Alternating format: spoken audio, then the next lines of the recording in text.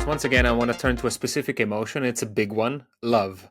Again, in the West, we've been brought up with this very specific idea of romantic love, usually personified in romantic comedies we all watched, in Disney movies, where each person has a soulmate wandering, out there. And once you find this person, you're going to live out the rest of your days together with the same intensity of romantic and sexual emotions. And if Yeah. you don't, something's wrong. You failed.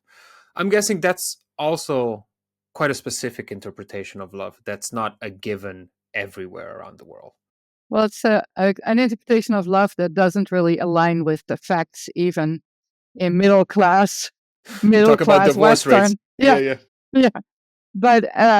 But still, apart from that, yeah, there are in many places of the world. That's not how people think about it. There's not a special person. I think.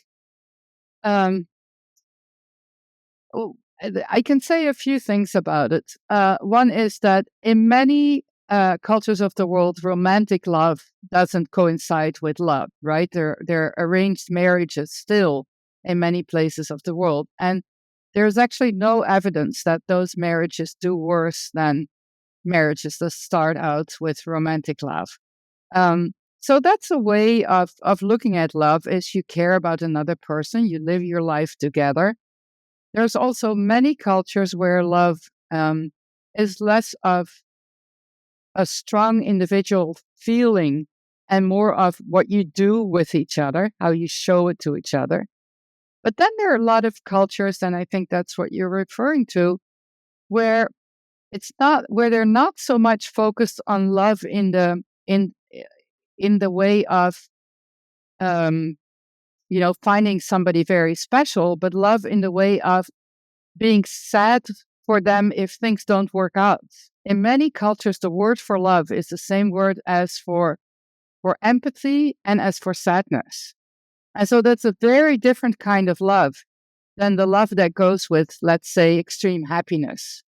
And it's because it's not what you feel for somebody whom you selected and because they're so special, but it's the feeling you have for somebody you're related to and for whom you're responsible to some extent. And then the other thing that I want to say is that the obsession with love, I mean, everybody, of course, in all societies, people know something like love. I'm sure that mothers do something for their children and want them to stay alive. But what form that takes is very different. So there's first there is the feeling of love. This child is very special, and there's the feeling of love. You don't want them to feel sad, but you feel sad for them because you know what life is going to bring to them. And then there are cultures where there's just less focus on love and more focus on, because we're all related anyway, more focus on what can go wrong in relationships. So a lot of focus on envy, a lot of focus on what might happen if people close to you hate you, if they're your enemies.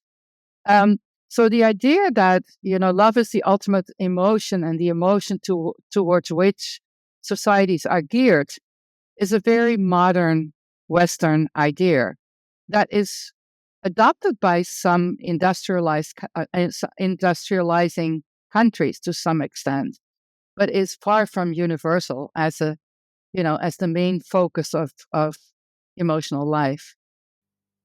The world is becoming more global and like more multicultural than ever. And with it, there's going to be more and more intercultural relationships. What advice would you give to people finding themselves in one of these? This is going to be advice for me, basically, to kind of minimize the frequency of sort of emotional lost in translation moments that can cause friction.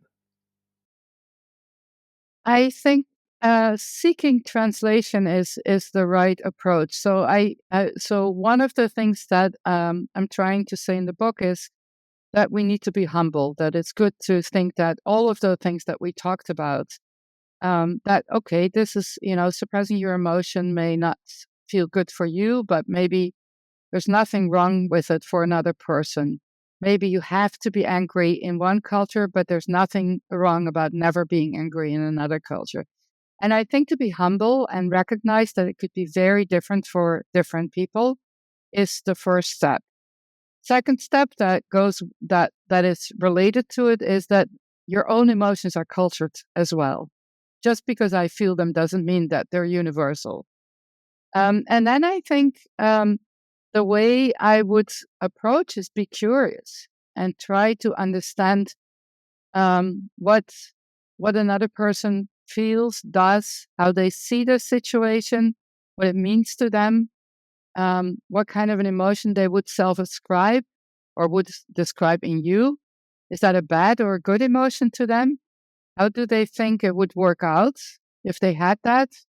All of those things. I think we should be on a path of discovery rather than thinking that we know what another person will feel like. And I think that's the best advice that at this point I can give to people who have, which is all of us at this point, Yeah. have cross intercultural relationships. So being humble and staying curious, Yes. basically. All right. That would be a very nice summary. Yes.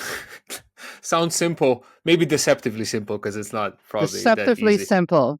I've been trying my whole life. Yes. Deceptively simple. Right. Please subscribe to the podcast on YouTube, follow on Spotify and Apple Podcasts. I've been told I have to say that, otherwise nothing happens. Weird. Also, if you feel like it, support me on Patreon. This is a one-person pod. I do everything myself. There's no team behind me, so please feel free to hop on Patreon and find smart cookies on there. And then last but certainly not least, I have to thank my existing patrons. Tovarishi and Tovarishice, you legends, you. Without you, there would be no pod. Which makes you actual producers of this show. So eternal thanks to Jush Premro, Nate Sirk, Goran Ivasic, Anje Sever, Ole, Marin Ferrara, Aljaž Maher, Strole, Aida, Mancian, Miha Medved, Medinho, Goran, Gordan, Lorenzo, Jurečuk, Mila, Carmen, Veronica, and Taichi. Seriously, I'm touched. Thank you so much.